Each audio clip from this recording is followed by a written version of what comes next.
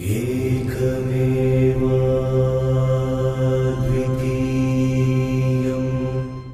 ಗುರುಭ್ಯೋ ನಮಃ.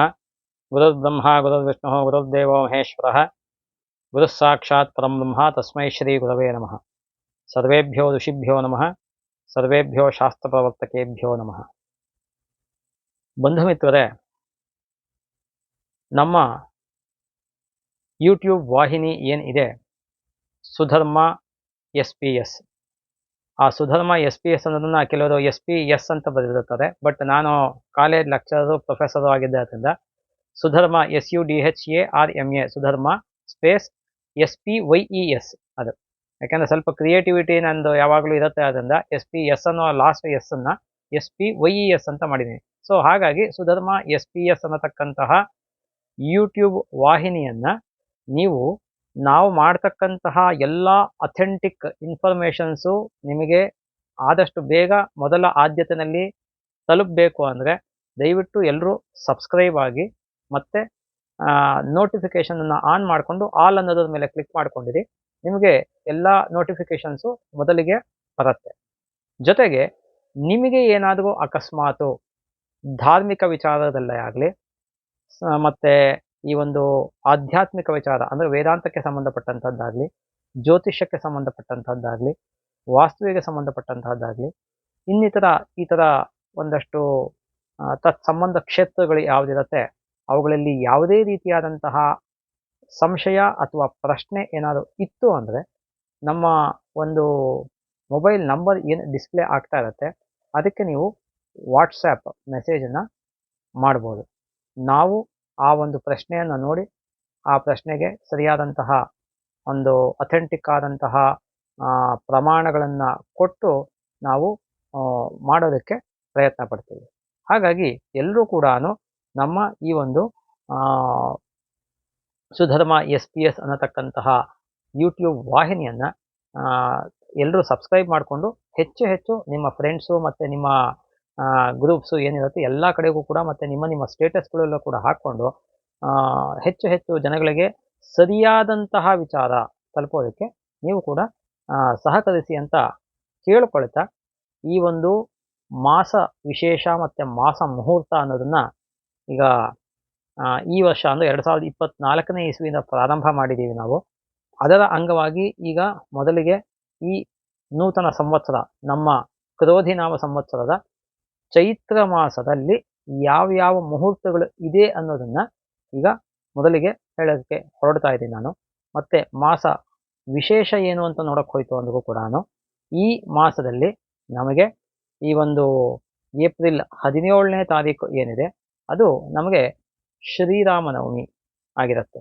ಬಹಳ ವಿಶೇಷವಾದಂತಹ ಒಂದು ಪರ್ವಕಾಲ ಅಥವಾ ಹಬ್ಬ ಅಂತ ಹೇಳ್ಬೋದು ನಾವು ಅದನ್ನು. ಹಾಗಾಗಿ ಆ ಒಂದು 17ನೇ ತಾರೀಕು ಬುಧವಾರ ನವಮಿ ತಿಥಿ ಇರುತ್ತೆ. ಆದರೆ ಈ ಸತಿ ಪುಷ್ಯ ನಕ್ಷತ್ರ ಬಂದಿದೆ, ಸಾಮಾನ್ಯ ಪುನರ್ವಸು ನಕ್ಷತ್ರ ಬರುತ್ತೆ. ಯಾತಕ್ಕೆ ಪುಷ್ಯ ಬಂದಿದೆ ಅಂದರೆ ಮೊನ್ನೆ ಅಧಿಕ ಮಾಸ ಬಂದಿತ್ತು, ಆದ್ದರಿಂದ ಒಂದು ದಿನ ಅಥವಾ 2 ದಿನ, 1 ಅಥವಾ 2 ನಕ್ಷತ್ರಗಳು ಹಿಂದೆ ಮುಂದೆ ಆಗ್ತಕ್ಕಂತಹ ಪಾಸಿಬಿಲಿಟಿ ಇರುತ್ತೆ. ಆದ್ದರಿಂದ ಪುಷ್ಯ ನಕ್ಷತ್ರ ಬಂದಿರತಕ್ಕಂತಹದ್ದು. ಹಾಗಾಗಿ ಶ್ರೀರಾಮನ ಒಂದು ಆರಾಧನೆಯನ್ನು ಎಲ್ಲರೂ ಕೂಡ ಶೈವರು ಆಗಲಿ, ವೈಷ್ಣವರು ಆಗಲಿ, ಶಾಕ್ತರು ಆಗಲಿ, ಯಾರೇ ಆಗಲಿ, ನೀವು ಯಾವುದೇ ಅಭಿಮಾನಿ ದೇವರುಗಳನ್ನು ಪೂಜೆ ಮಾಡ್ತಾ ಇರಿ, ಶ್ರೀರಾಮನನ್ನೇ ಆಗಲಿ ಅಥವಾ ಗೋಕುಲಾಷ್ಟಮಿಯನ್ನೇ ಆಗಲಿ, ನರಸಿಂಹ ಜಯಂತಿಯನ್ನೇ ಆಗಲಿ, ಶಿವರಾತ್ರಿಯನ್ನೇ ಆಗಲಿ, ಇವೆಲ್ಲವನ್ನೂ ಕೂಡ ನಿಮ್ಮ ಒಳ ಪಂಗಡಗಳನ್ನು ಹೊರತುಪಡಿಸಿ ಇದೆಲ್ಲವನ್ನೂ ಕೂಡ ಇವೆಲ್ಲ ನಿತ್ಯ ವ್ರತಗಳು ಆದ್ದರಿಂದ ಮ್ಯಾಂಡೇಟರಿ. ನಿತ್ಯ ಅಂದರೆ ಡೈಲಿ ಅನ್ನೋ ಅರ್ಥ ಅಲ್ಲ ಧರ್ಮಶಾಸ್ತ್ರದಲ್ಲಿ, ಕೆಲವು ಕಡೆ ಅಥವಾ ಸುಮಾರು ಕಡೆ ಅದು ಕಂಪಲ್ಸರಿ ಅನ್ನೋ ಅರ್ಥ, ಮಾಡಲೇಬೇಕಾದ್ದು. ಆದ್ದರಿಂದ ಶ್ರೀರಾಮನ ಒಂದು ವ್ರತವನ್ನು ಅಥವಾ ಪೂಜೆಯನ್ನು ನಿಮಗೆ ಹೇಗೆ ಬರುತ್ತೋ ಹಾಗೆ ಮಾಡ್ತಕ್ಕಂಥದ್ದು. ಆದಷ್ಟು ಇಂತಹ ವಿಶೇಷ ಹಬ್ಬದ ದಿನಗಳಲ್ಲಿ ಅನ್ನವನ್ನು ತಿಂದದೇ ಇರತಕ್ಕಂಥದ್ದು ಬಹಳ ವಿಶೇಷ. ಇದು ನಮ್ಮನೆ ದೇವರ ಹಬ್ಬ ಅಲ್ಲ, ನಿಮ್ಮನೆ ದೇವರ ಹಬ್ಬ, ಈ ಥರ ಎಲ್ಲ ಆಡು ಭಾಷೆನಲ್ಲಿ ಏನೇನೋ ಹೇಳ್ತಾ ಇರ್ತಾರೆ. ಅದು ಯಾರ ಮನೆ ದೇವರು ಅಲ್ಲ. ಶ್ರೀರಾಮ ಆಗಲಿ, ಕೃಷ್ಣ ಆಗಲಿ, ಶಿವ ಆಗಲಿ, ಇಡೀ ಪ್ರಪಂಚವನ್ನೇ ಕಾಯ್ತಾ ಇರತಕ್ಕಂತಹ, ಪ್ರಪಂಚದ ಎಲ್ಲರಿಗೂ ಬೇಕಾಗಿರ್ತಕ್ಕಂತಹ ದಿವ್ಯ ಚೇತನಗಳು, ದಿವ್ಯ ಶಕ್ತಿಗಳು ಭಗವಂತರು ಅವರೆಲ್ಲ. ಹಾಗಾಗಿ ಅವರ ಒಂದು ಅನುಗ್ರಹ ನಮಗೆ ಬೇಕು, ಆಶೀರ್ವಾದ ಬೇಕು ಅಂದರೆ ನಾವು ಆ ಒಂದು ಹಬ್ಬದ ದಿನಗಳಲ್ಲಿ ಅನ್ನವನ್ನು ತಿನ್ನದೆ ನಾವು ಬೇರೆ ಫಲಾಹಾರಗಳನ್ನು ಮಾಡಿಕೊಂಡು ಈ ಪೂಜೆಯನ್ನು ಮಾಡ್ತಕ್ಕಂಥದ್ದು ವಿಶೇಷ. ಇನ್ನು ನಾವು ಈ ಚೈತ್ರ ಮಾಸದ ಪೂರ್ಣಿಮೆ ತಿಥಿ ಅಂದರೆ 23ನೇ ತಾರೀಕು ಮಂಗಳವಾರ ಬರುತ್ತೆ. ಅದು ಕೂಡ ಚಿತ್ರಾ ಪೂರ್ಣಿಮಾ ಅಂತ ಕರಿತೀವಿ ನಾವು. ಆ ಚಿತ್ರಾ ಪೂರ್ಣಿಮೆಯಲ್ಲಿ ಚಿತ್ರಗುಪ್ತದ ಆರಾಧನೆ ಬಹಳ ವಿಶೇಷ. ಈ ಚಿತ್ರಗುಪ್ತ ಅಂದರೆ ಯಾವುದು ಅಂದರೆ ಯಮನ ಒಂದು ಅಕೌಂಟೆಂಟ್.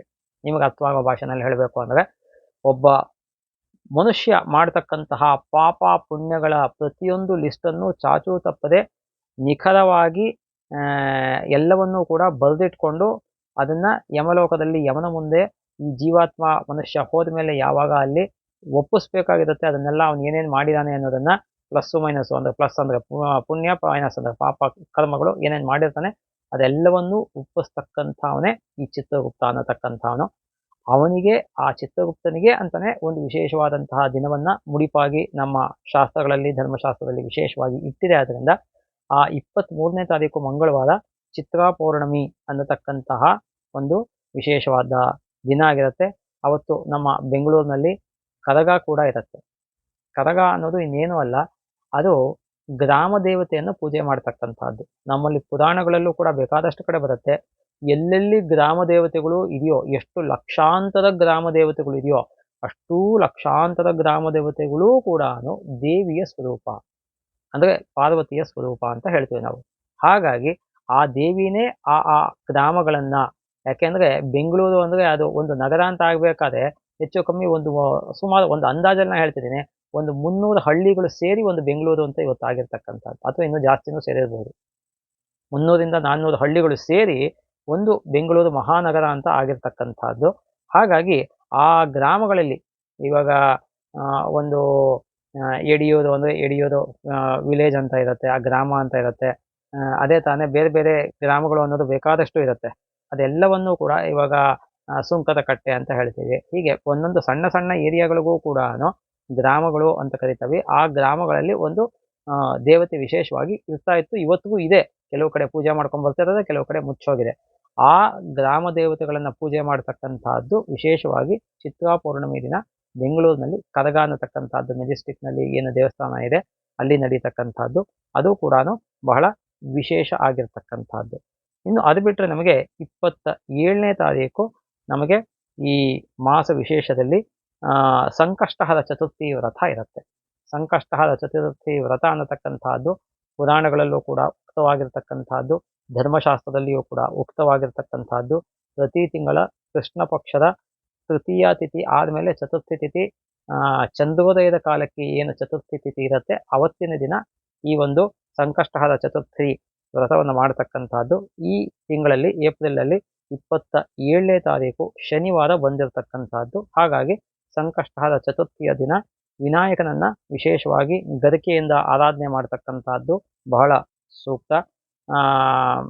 ವಿಘ್ನೇಶೋ ಮೋದಕ ಪ್ರಿಯ, ವಿಘ್ನೇಶೋ ಲಡ್ಡುಕ ಪ್ರಿಯ ಅಂತೆಲ್ಲನೂ ಶಾಸ್ತ್ರಗಳಲ್ಲಿ ಹೇಳಿದೆ. ಆದ್ದರಿಂದ ಗಣಪತಿಗೆ ಬಹಳ ಇಷ್ಟವಾದಂತಹ ನೈವೇದ್ಯ ಯಾವುದು ಅಂದರೆ ಮೋದಕ ಮತ್ತು ಲಡ್ಡುಕ. ಈ ಲಡ್ಡುಕ ಅನ್ನೋದನ್ನು ನೀವು ನಾರ್ತ್ ಇಂಡಿಯಾ ಕಡೆ ಮೋತಿಚೂರ್ ಲಾಡು ಅಂತ ಮಾಡ್ತಾರೆ, ಸಣ್ಣ ಸಣ್ಣ ಬೂಂದಿನಲ್ಲಿ.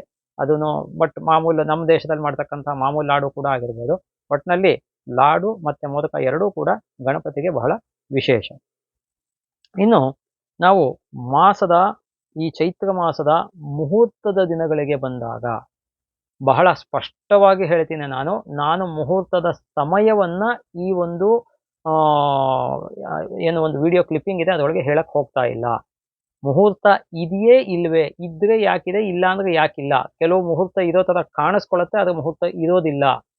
ಯಾಕೆ ಅನ್ನೋದನ್ನು ನಾನು ಸ್ಪಷ್ಟೀಕರಣ ಕೊಟ್ಟು ಹೇಳ್ತೇನೆ ನಿಮಗೆ. ಆ ಒಂದು ನಿಟ್ಟಿನಲ್ಲಿ ನೋಡಬೇಕು ಅಂದರೆ ಆ್ಯಕ್ಚುಯಲ್ ಆಗಿ ಈ ಒಂದು 15ನೇ ತಾರೀಕು ಏಪ್ರಿಲ್ 15ನೇ ತಾರೀಕು ಚೈತ್ರ ಮಾಸ ಶುಕ್ಲ ಪಕ್ಷ ಸಪ್ತಮಿ ತಿಥಿ, ಪುನರ್ವಸು ನಕ್ಷತ್ರ ಮತ್ತು ಸುಕರ್ಮ ಯೋಗ ವಣಿಕರಣ ಇದೆ. ಅದು ದಿನ ಚೆನ್ನಾಗಿದೆ. ಅದು ಆ ಸಪ್ತಮಿ ತಿಥಿನಲ್ಲಿ ಸೂರ್ಯನ ಆರಾಧನೆ ಬಹಳ ವಿಶೇಷ ಆಗಿರುತ್ತೆ. ಆದ್ದರಿಂದ ಸೂರ್ಯನ ಆರಾಧನೆಯನ್ನೂ ಮಾಡತಕ್ಕಂಥದ್ದು ಮುಹೂರ್ತದ ದಿನ ಅಂತ ಕರಿಬೋದು. ಯಾಕೆ ಅಂದರೆ ತಿಥಿ, ವಾರ, ನಕ್ಷತ್ರ, ಯೋಗಕರಣ ಅಷ್ಟು ಕೂಡ ಶುದ್ಧಿ ಇದೆ.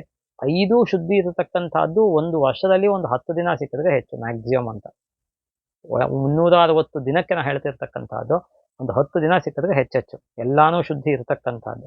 ಇದು ಸೋಮವಾರ ಸಪ್ತಮಿ ಪುನರ್ವಸು ನಕ್ಷತ್ರ. ಆದರೆ ಪುನರ್ವಸು ನಕ್ಷತ್ರದಲ್ಲಿ ಗೃಹ ಪ್ರವೇಶವನ್ನು ಮಾಡಬಾರ್ದು ಅಂತ ಕೆಲವು ಗ್ರಂಥಗಳಲ್ಲಿ ಹೇಳುತ್ತೆ. ಕೆಲವರು ಗೃಹ ಪ್ರವೇಶಗಳನ್ನು ಇಟ್ಕೊಂಡ್ಬಿಟ್ಟಿರ್ತೀರ.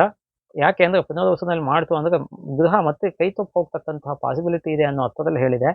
ಹಾಗಾಗಿ ನೀವು ಮುಹೂರ್ತ ಇಡಿಸ್ಬೇಕಾದ್ರೆ ಯಾವತ್ತೂ ಕೂಡ ಚೆನ್ನಾಗಿ ತಿಳಿದಿರ್ತಕ್ಕಂತಹ ಜ್ಯೋತಿಷಿಗಳ ಹತ್ರ, ಆ ಜ್ಯೋತಿಷಿ ಆದವನು ಜ್ಯೋತಿಷ್ಯವನ್ನೂ ತಿಳ್ಕೊಂಡಿರಬೇಕು, ಧರ್ಮಶಾಸ್ತ್ರವನ್ನೂ ತಿಳ್ಕೊಂಡಿರಬೇಕು, ಎಲ್ಲದಕ್ಕಿಂತ ಮುಖ್ಯವಾಗಿ ಸಂಸ್ಕೃತ ಶಾಸ್ತ್ರ ಗ್ರಂಥಗಳನ್ನು ಕೂಲಂಕಷವಾಗಿ ಓದಿ ಒಂದು ಅಧ್ಯಯನ ಮಾಡಿರ್ತಕ್ಕಂತಹ ಅನುಭವ ಇರತಕ್ಕಂತಹ ವ್ಯಕ್ತಿಯಾಗಿರಬೇಕು. ಇಂಥವರ ಹತ್ರ ನೀವು ಈ ಒಂದು ಮುಹೂರ್ತವನ್ನು ಇಡಿಸ್ಬೇಕೇ ಹೊರತು ಯಾರೋ ಈ ಅಲ್ಪ ಸ್ವಲ್ಪ ತಿಳಿದಿರೋ ಇಡಿಸ್ತು ಅಂದರೆ ಈ ಥರ ಕೆಲವು ಎಡವಟ್ಟುಗಳು ಆಗ್ತಕ್ಕಂತಹ ಪಾಸಿಬಿಲಿಟೀಸು ಇರುತ್ತೆ. ಹಾಗಾಗಿ ಪುನರ್ವಸು ನಕ್ಷತ್ರದಲ್ಲಿ ಈ ಒಂದು ಗೃಹ ಪ್ರವೇಶವನ್ನು ಮಾಡಬಾರ್ದು ಅನ್ನೋದನ್ನು ಹೇಳುತ್ತೆ. ಅದು ಬಿಟ್ಟರೆ ಏಪ್ರಿಲ್ 15ನೇ ತಾರೀಕು ಸೋಮವಾರ ಮುಹೂರ್ತ ಇದೆ. ಟೈಮಿಂಗ್ಸ್ ಬಗ್ಗೆ ನಾನು ಸ್ಪಷ್ಟವಾಗಿ ಹೇಳ್ತಾ ಇದ್ದೀನಿ. ಮುಹೂರ್ತದ ಸಮಯವನ್ನು ನಾನು ಎಲ್ಲೂ ಹೇಳೋದಿಲ್ಲ. ಯಾವುದೇ ಆಡಿಯೋ ಕ್ಲಿಪ್ಪಿಂಗ್ ಆಗಲಿ ವಿಡಿಯೋ ಕ್ಲಿಪ್ಪಿಂಗ್ ಆಗಲಿ ಹೇಳೋದಿಲ್ಲ. ನೀವು ಖುದ್ದಾಗಿ ಬಂತು ಅಂದರೆ ನನ್ನ ಹತ್ರಕ್ಕೆ ನಾನು ಹೇಳ್ತೀನಿ, ಅದು ಬೇರೆ ವಿಚಾರ. ಬಟ್ ಆ ಮುಹೂರ್ತದ ದಿನ ಇದೆಯೇ ಇಲ್ವೇ ಅನ್ನೋದನ್ನ ಹೇಳ್ತೀನಿ. ಅದು ಬಿಟ್ಟರೆ ನಮಗೆ 16ನೇ ತಾರೀಕು ಮಂಗಳವಾರ ಮುಹೂರ್ತ ಇಲ್ಲ. 17ನೇ ತಾರೀಕು ಶ್ರೀರಾಮ ನವಮಿ ಯಾವುದೇ ಕೆಲಸ ಮಾಡಬಾರ್ದು. ಅದನ್ನು ಬೇಕಾದಷ್ಟು ದಿನ ಹೇಳಿದ್ದೀನಿ, ಮಾಡೋ ಹಾಗಿಲ್ಲ. ಇನ್ನು 18ನೇ ತಾರೀಕು ಗುರುವಾರ ದಶಮಿ ಆಗತ್ತೆ ಅಂತ ತುಂಬ ಜನ ಮುಹೂರ್ತ ಇಟ್ಬಿಟ್ಟಿರ್ತಾರೆ. ಆದರೆ ಅವತ್ತು ಆಶ್ಲೇಷ ನಕ್ಷತ್ರ ಇದೆ. ಆಶ್ಲೇಷ ನಕ್ಷತ್ರದಲ್ಲಿ ಯಾವುದೇ ಶುಭ ಕೆಲಸವನ್ನು ಮಾಡಬಾರ್ದು. ಹಾಗಾಗಿ ಗುರುವಾರ ದಶಮಿ ಆಗಿದ್ದರೂ ಕೂಡ ದೊಡ್ಡ ಮುಹೂರ್ತಗಳು, ಸಾಮಾನ್ಯವಾಗಿ ಮುಹೂರ್ತ ಅಂತ ನಾವು ಹೇಳ್ತಾ ಇರ್ತಕ್ಕಂಥದ್ದು ಉಪನಯನಕ್ಕೆ, ವಿವಾಹಕ್ಕೆ, ಗೃಹ ಪ್ರವೇಶಕ್ಕೆ, ಇಂಥದಕ್ಕೆ ನಾನು ಮುಖ್ಯವಾಗಿ ಹೇಳ್ತಕ್ಕಂಥದ್ದು. ಹಾಗಿದ್ರೆ ಇವಾಗ ಗುರುವಾರ ದಶಮಿ ಆಶ್ಲೇಷ ನಕ್ಷತ್ರ ಬಂದಿದೆ, ಅಕಸ್ಮಾತ್ ಮಗು ಹುಟ್ಟಿ 11ನೇ ದಿನ ಅಥವಾ 12ನೇ ದಿನ ಆಗಿದೆ, ನಾಮಕರಣ ಮಾಡ್ಬೋದಾ ಅಂದ್ರೆ ಮಾಡ್ಬೋದು.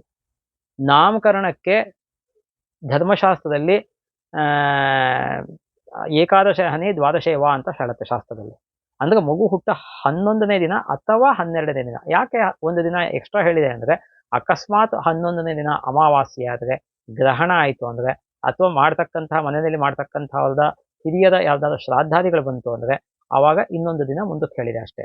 ಹಾಗಾಗಿ 11 ಅಥವಾ 12ನೇ ದಿನ ಮಾಡಬೇಕಾದ್ರೆ ನಾನು ಹೇಳಿದಂತಹ ಇದ್ಯಾವುದು ತೊಂದರೆಗಳು ಬಂದಿಲ್ಲ ಅಂದರೆ ನೀವು ಮಾಡ್ಕೋಬೋದು, ಏನೂ ತೊಂದರೆ ಇಲ್ಲ.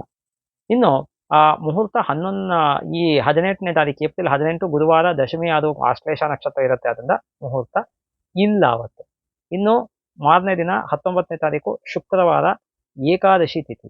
ಏಕಾದಶಿ ತಿಥಿ ಬಗ್ಗೆ ನಾನು ಯಾವಾಗಲೂ ಹೇಳ್ತಾ ಇರ್ತೀನಿ, ಏಕಾದಶಿ ದಿನ ಯಾವುದೇ ಶುಭ ಕೆಲಸವನ್ನು ಮಾಡಬಾರ್ದು.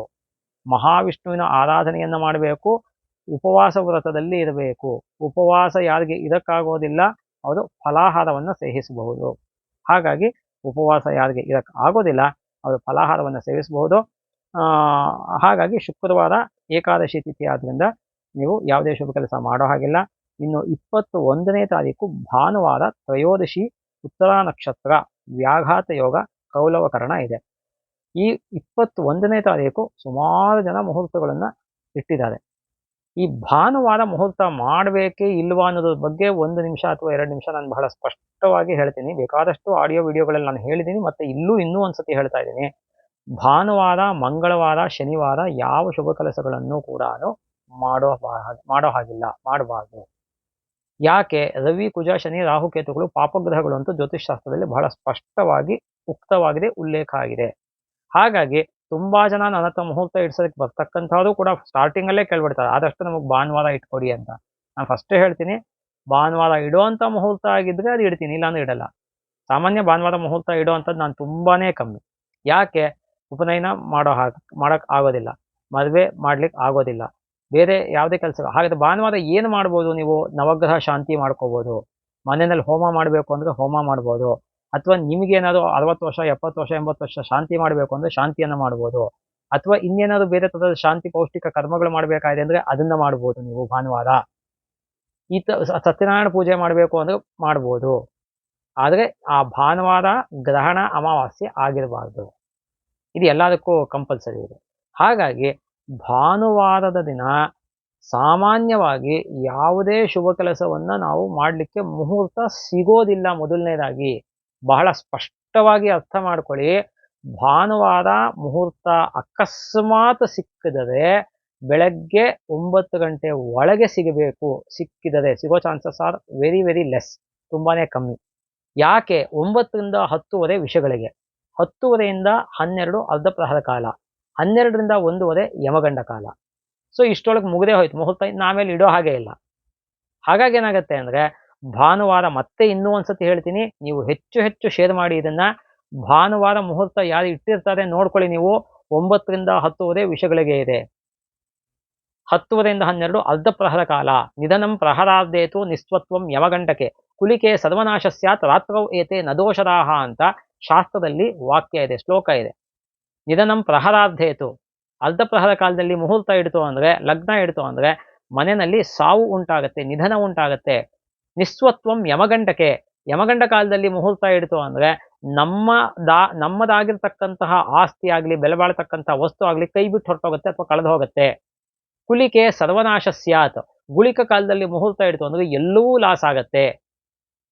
ರಾತ್ರೋ ಏತೆ ನದೋಷದಾಹ, ಸೂರ್ಯ ಅಸ್ತ ಆದ್ಮೇಲೆ ಸೂರ್ಯೋದಯಕ್ಕೆ ಮುಂಚೆ ಏನಾದ್ರು ಮುಹೂರ್ತ ಅಕಸ್ಮಾತ್ ಇಡೋದಿದ್ರೆ ಔತ್ತರೆಯರು ಜಾಸ್ತಿ ಇಡ್ತಾರೆ ಅದನ್ನ. ಕೆಲವರು ಆಂಧ್ರದವರು ಮತ್ತು ತಮಿಳುನಾಡು ಕಡೆಯವರು ಇಡ್ತಾರೆ ಈ ತರ ಮುಹೂರ್ತಗಳನ್ನ, ಸೂರ್ಯ ಅಸ್ತ ಆದ್ಮೇಲೆ ಸೂರ್ಯ ಉದಯಕ್ಕೆ ಮುಂಚೆ. ಆವಾಗ ಈ ಕಾಲಗಳು ದೋಷ ಅಲ್ಲ.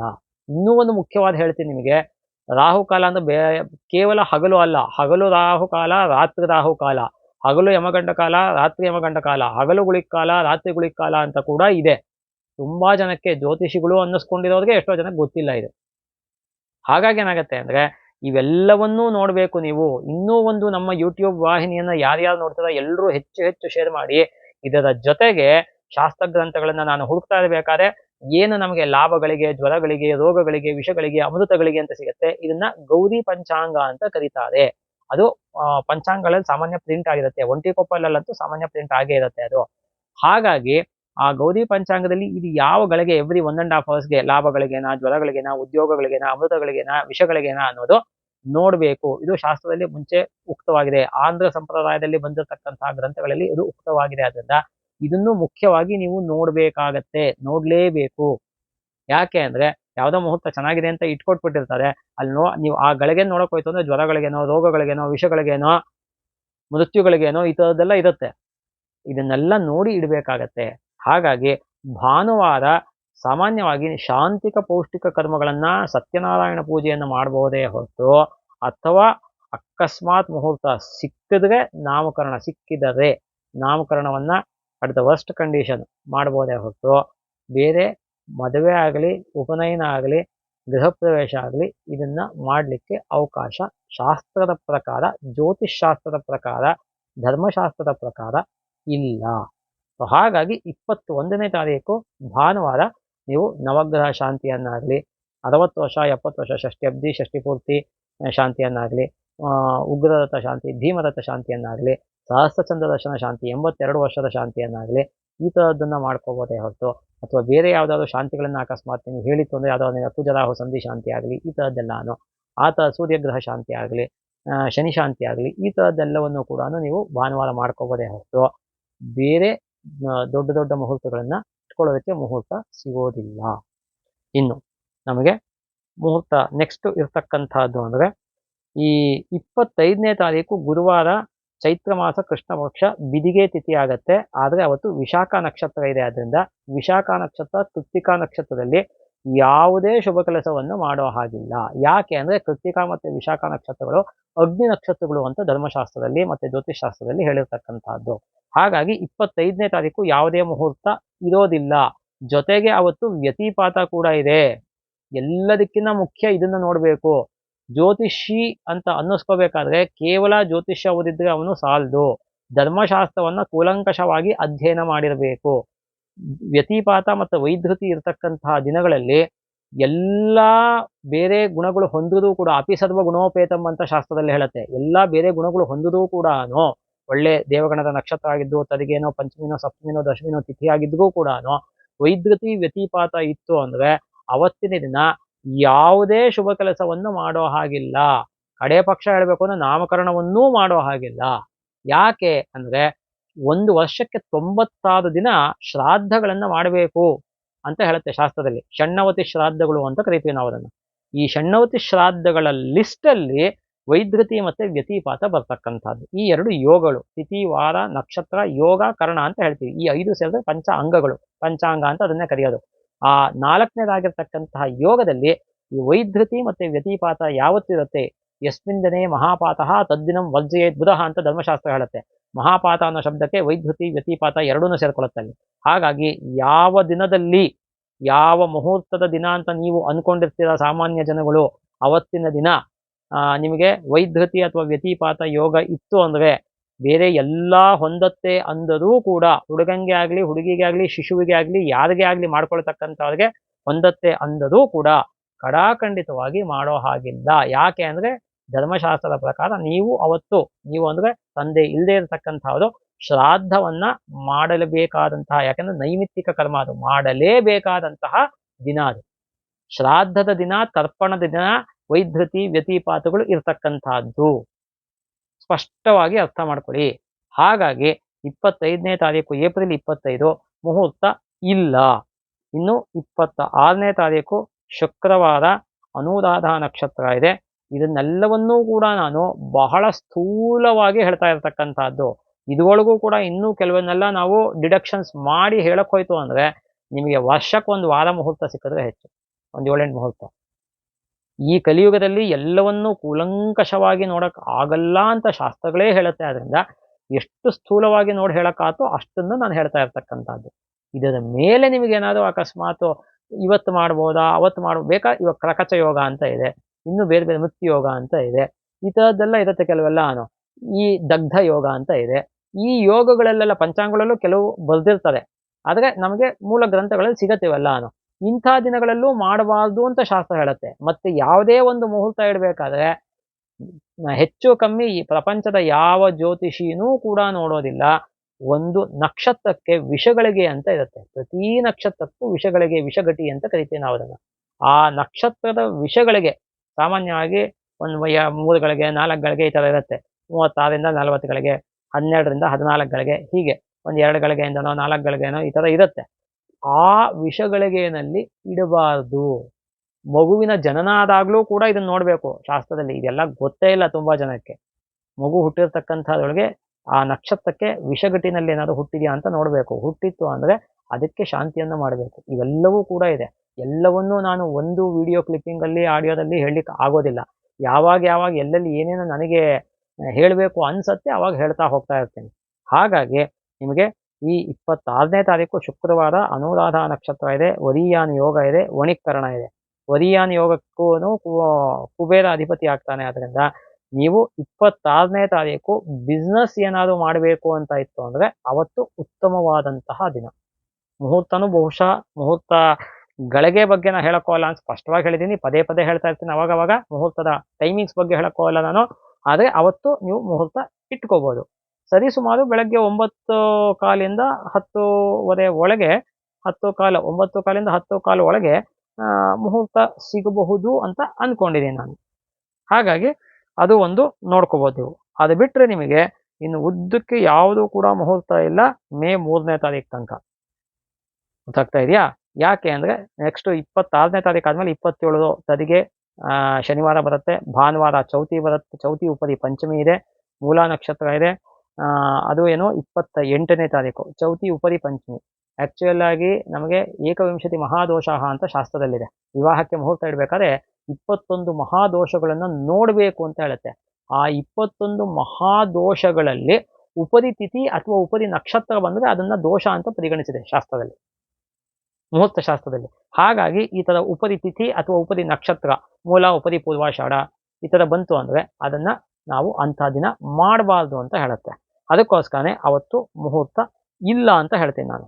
ಸಣ್ಣ ಪುಟ್ಟ ಮುಹೂರ್ತಗಳನ್ನು ಮಾಡ್ಕೊಳ್ಳೋಕೆ ನಿಮಗೆ ಅಡ್ಡಿ ಇಲ್ಲ, ಅದನ್ನ ಪದೇ ಪದೇ ಹೇಳ್ತಾನೆ ಇರ್ತೇನೆ ನಾನು. ಮುಹೂರ್ತ ಅಂತ ಮೇಜರ್ ಆಗಿ ನಾವು ಹೇಳ್ತಕ್ಕಂಥದ್ದು ವಿವಾಹಕ್ಕೆ, ಉಪನಯನಕ್ಕೆ, ಗೃಹ ಪ್ರವೇಶಕ್ಕೆ. ವಿವಾಹ, ಉಪನಯನ, ಗೃಹ ಪ್ರವೇಶ ಈ 3ಕ್ಕೆ. ಯಾಕೆ ಅಂದ್ರೆ ಗೃಹ ಪ್ರವೇಶನ ಆದಷ್ಟು ಬ್ರಾಹ್ಮಿ ಮುಹೂರ್ತದಲ್ಲೇ ಮಾಡಬೇಕು ನೀವು. ಅರುಣೋದಯದಿಂದ ಬ್ರಾಹ್ಮಿ ಮುಹೂರ್ತ ಸೂರ್ಯೋದಯಕ್ಕೆ ಒಳಗೆ, ಅಷ್ಟರೊಳಗೆ ಮಾಡಬೇಕು. ಅಷ್ಟರೊಳಗೆ ಮಾಡೋದಕ್ಕೆ ಚೌತಿ ಇರುತ್ತೆ, ಅವಾಗ ಚತುರ್ಥಿ ತಿಥಿ ಇರುತ್ತೆ. ಅದರಿಂದ ಉಪನಯನ ಗೃಹ ಪ್ರವೇಶ ಮಾಡ್ಲಿಕ್ಕೆ ಸಾಧ್ಯನೇ ಇಲ್ಲ. ಚೌತಿ ಪ್ರವೇಶ ನಿಷಿದ್ಧ. ಆದ್ರಿಂದ ಇನ್ನು ಸೋಮವಾರ ಷಷ್ಠಿ ಆಗತ್ತೆ. ಷಷ್ಠಿ ಕೂಡ ಯಾವುದೇ ಶುಭ ಕೆಲಸವನ್ನ ಮಾಡೋದಿಲ್ಲ ನಾವು. ಅಷ್ಟಮಿ, ನವಮಿ, ಷಷ್ಠಿ, ಚತುರ್ಥಿ ಚ ಚತುರ್ದಶಿ ಪಕ್ಷ ಛಿದ್ರಾಶ್ಚ ಸ್ಥಿತೆಯ ಶುಭ ಕಾರ್ಯೇಶು ನಿಂದಿತಾಹ ಅಂತ ಶಾಸ್ತ್ರ ಹೇಳುತ್ತೆ. ಅಷ್ಟಮಿ, ನವಮಿ, ಷಷ್ಠಿ, ಚತುರ್ಥಿ ಚ ಚತುರ್ದಶಿ ಪಕ್ಷ ಛಿದ್ರಾಹ ತಿಥಯ. ಈ ಎಲ್ಲಾ ತಿಥಿಗಳು ಕೂಡ ಪಕ್ಷ ಛಿದ್ರಗಳು ಅಂತ ಅನ್ನಿಸ್ಕೊಳುತ್ತೆ. ಶುಭ ಕಾರ್ಯೇಶು ನಿಂದಿತಾಹ, ಶುಭ ಕಾರ್ಯಗಳನ್ನು ಮಾಡೋದಕ್ಕೆ ಇವೆಲ್ಲವನ್ನು ತ್ಯಾಜ್ಯ ಅಂತ ಹೇಳುತ್ತೆ. ಇನ್ನು ನಮಗೆ ಸಪ್ತಮಿ ಮಂಗಳವಾರ ಬಂದಿದೆ, ಮಾಡೋ ಹಾಗೆ ಇಲ್ಲ. ಬುಧವಾರ ಅಷ್ಟಮಿ, ನವಮಿ ಯಾವುದೇ ಕೆಲಸ ಮಾಡೋ ಹಾಗಿಲ್ಲ. ಇನ್ನು ಮೇ 3ನೇ ತಾರೀಕು ಶುಕ್ರವಾರ ದಶಮಿ, ಶತಭಿಷ ನಕ್ಷತ್ರ ಇದೆ, ಮತ್ತೆ ಬ್ರಹ್ಮಯೋಗ ಇದೆ, ಮಣಿಕರ್ಣ ಇದೆ. ಅವತ್ತು ಕೂಡ ಮುಹೂರ್ತದ ದಿನ ಸಿಗಬಹುದು ಅಂತ ಹೇಳ್ಬೋದು ನಾವು. ಯಾಕಂದ್ರೆ ತಿಥಿ, ವಾರ, ನಕ್ಷತ್ರ ಇದೆ. ಪರವಾಗಿಲ್ಲ, ತುಂಬಾ ಚೆನ್ನಾಗಿದೆ ಅಂತ ನಾನೇನು ಹೇಳ್ತಿಲ್ಲ, ಬಟ್ ಪರವಾಗಿಲ್ಲ. ಹಾಗೆ ಮುಹೂರ್ತ ಅಂತೂ ಮಾಡ್ಬೋದು, ಮುಹೂರ್ತದ ಸಮಯನ ನೋಡ್ಕೋಬೇಕಾಗ್ತದೆ. ಇನ್ನು 4ನೇ ತಾರೀಕು ಮೇ 4ನೇ ತಾರೀಕು ಶನಿವಾರ ಏಕಾದಶಿ ಆಗುತ್ತೆ, ಭಾನುವಾರ ದ್ವಾದಶಿ ಆಗುತ್ತೆ. ಆಮೇಲೆ 6ನೇ ತಾರೀಕು ಸೋಮವಾರ ತ್ರಯೋದಶಿ, ರೇವತಿ ನಕ್ಷತ್ರ. ಅವತ್ತು ಕೂಡ ದಿನ ಚೆನ್ನಾಗಿದೆ. ಅವತ್ತು ಮುಹೂರ್ತದ ದಿನ ಅಂತ ಹೇಳ್ಬೋದು ನಾನು ಅಟ್ಲೀಸ್ಟ್. ಇನ್ನು ಮಂಗಳವಾರ ಚತುರ್ದಶಿ ಆಗುತ್ತೆ. ಇನ್ನು ಮೇ 8ನೇ ತಾರೀಕು ಬುಧವಾರ ಅಮಾವಾಸ್ಯೆ ಇರುತ್ತೆ. ಮೇ 8ನೇ ತಾರೀಕು ಬುಧವಾರ ಅಮಾವಾಸ್ಯೆ ಇರುತ್ತೆ. ಆದ್ದರಿಂದ ಅಲ್ಲಿಗೆ ಚೈತ್ರ ಮಾಸ ಮುಗಿ. ಹಾಗಾಗಿ ಇಷ್ಟು ಮಾಸಗಳ ಒಂದು ಮುಹೂರ್ತದ ಬಗ್ಗೆ ಆಗಲಿ, ಮಾಸದ ವಿಶೇಷತೆಗಳ ಬಗ್ಗೆ ಆಗಲಿ ಬಹಳ ಡೀಟೇಲ್ ಆಗಿ ನಿಮಗೆ ಹೇಳ್ಕೊಂಡು ಹೋಗಿದ್ದೀನಿ. ಇನ್ನೂ ಹೆಚ್ಚಿನ ನಿಮಗೇನಾದರೂ ವಿವರಗಳು ಬೇಕಾಗಿದ್ದರೆ, ಸಂಶಯ ಇದ್ದರೆ, ಪ್ರಶ್ನೆಗಳಿತ್ತು ಅಂದರೆ ನಮ್ಮನ್ನು ಖುದ್ದಾಗಿ ನೀವು ಸಂಪರ್ಕಿಸಬಹುದು. ನಮ್ಮ ಒಂದು ನಂಬರ್, ವಾಟ್ಸಾಪ್ ನಂಬರ್ ಆಗಲಿ ಅಥವಾ ಮೊಬೈಲ್ ನಂಬರ್ ಏನು ಡಿಸ್ಪ್ಲೇ ಆಗ್ತಿದೆ ಅದನ್ನು ನೀವು ಕಾಂಟ್ಯಾಕ್ಟ್ ಮಾಡಿ, ಮೆಸೇಜ್ ಮಾಡಿ. ನಿಮ್ಗೆ ಏನೇ ಡೌಟ್ ಇದ್ದರೂ ಅಥವಾ ಸಂಶಯ ಇದ್ದರೂ, ಪ್ರಶ್ನೆ ಇದ್ರೂ ನೀವು ಕಳಿಸ್ಬೋದು. ಎಲ್ಲ ನಿಮ್ಮ ಪ್ರಶ್ನೆಗಳಿಗೆ, ಸಂಶಯಗಳಿಗೆ ನಾವು ಉತ್ತರಿಸೋದಕ್ಕೆ ಪ್ರಯತ್ನ ಪಡ್ತೀವಿ. ಮತ್ತೊಮ್ಮೆ ಹೇಳ್ತಾ ಇದ್ದೀನಿ, ನಮ್ಮ Sudharma SPS SUDHARMA Sudharma space SPYES, ಈ ಸುಧರ್ಮ SPS ಅನ್ನತಕ್ಕಂತಹ ಯೂಟ್ಯೂಬ್ ವಾಹಿನಿಯನ್ನು ನೀವು ಮೊದಲು ಎಲ್ಲವನ್ನು ವಾಚ್ ಮಾಡಿದ್ಮೇಲೆ ಲೈಕ್ ಮಾಡಿ, ಆಮೇಲೆ ಸಬ್ಸ್ಕ್ರೈಬ್ ಮಾಡಿಕೊಂಡು ಆಲ್ ಅನ್ನೋ ನೋಟಿಫಿಕೇಶನನ್ನು ಕ್ಲಿಕ್ ಮಾಡ್ಕೊಳ್ಳಿ. ಅದಾದಮೇಲೆ ನಿಮ್ಮ ಫ್ರೆಂಡ್ಸ್ಗೆ, ಗ್ರೂಪ್ಸ್ಗೆ, ಸ್ಟೇಟಸ್ಗೆ ಎಲ್ಲ ಹೆಚ್ಚು ಶೇರ್ ಮಾಡಿ. ಯಾಕೆ ಅಂದರೆ ಶಾಸ್ತ್ರ ಪ್ರಮಾಣಗಳನ್ನು ಪ್ರತಿಯೊಂದಕ್ಕೂ ಕೊಟ್ಟು ಹೇಳತಕ್ಕಂತಹ ಒಂದು ವಿಶೇಷವಾದಂತಹ, ವಿನೂತನವಾದಂತಹ, ಇಡೀ ಪ್ರಪಂಚದಲ್ಲೇ ಶಾಸ್ತ್ರ ಭಾಗದಲ್ಲಿ ಏಕೈಕವಾದಂತಹ ಯೂಟ್ಯೂಬ್ ವಾಹಿನಿ ಇದೆ. ಇಷ್ಟು ಅಥೆಂಟಿಕ್ ಆಗಿ ನಿಮಗೆ ಕೊಡ್ತಕ್ಕಂಥದ್ದು ನನಗೆ ತಿಳಿದ ಮಟ್ಟಿಗೆ ಯಾವುದೂ ಇಲ್ಲ. ಇದ್ರೆ ಯಾರನ್ನಾದ್ರೂ ನೀವು ಕಡಾಖಂಡಿತವಾಗಿ ರೆಫರ್ ಮಾಡ್ಬೋದು. ಎಲ್ಲ ಶಾಸ್ತ್ರ ಗ್ರಂಥಗಳನ್ನು ಕೂಲಂಕಷವಾಗಿ ಪರಿಶೀಲಿಸಿ, ಹೀಗೆ ಸಂಸ್ಕೃತ ಮೂಲ ಶಾಸ್ತ್ರ ಗ್ರಂಥಗಳು ಹೇಳಿದೆ ಅನ್ನೋದನ್ನು ತಿಳಿಸಿ ಹೇಳ್ತಕ್ಕಂತಹ ಏಕೈಕ ಯೂಟ್ಯೂಬ್ ವಾಹಿನಿ ಅಂದರೆ ನಮ್ಮದೇನೆ. ಹಾಗಾಗಿ ಈ ಒಂದು ಚಾನಲನ್ನು ನೀವು ಸಬ್ಸ್ಕ್ರೈಬ್ ಮಾಡಿ, ಹೆಚ್ಚು ಶೇರ್ ಮಾಡಿ. ಇನ್ನೇನಾದರೂ ಇತ್ತು ಅಂದರೆ ನಾವು ಬೆಳೆಯೋದಕ್ಕೆ ನೀವು ಸಹಕರಿಸಿ ಅಂತ ಕೇಳ್ಕೊಳ್ತಾ ಈ ಒಂದು ವಿಚಾರವನ್ನು, ಈ ಒಂದು ವಿಶೇಷ ಮಾಸ ಮುಹೂರ್ತವನ್ನು ಮುಗಿಸ್ತಾ ಇದ್ದೀನಿ. ಸರ್ವೇ ಸುಜನಾ ಸುಖಿನೋ ಭವಂತು, ಸಮಸ್ತ ಸನ್ಮಂಗಳಾನಿ ಭವಂತು.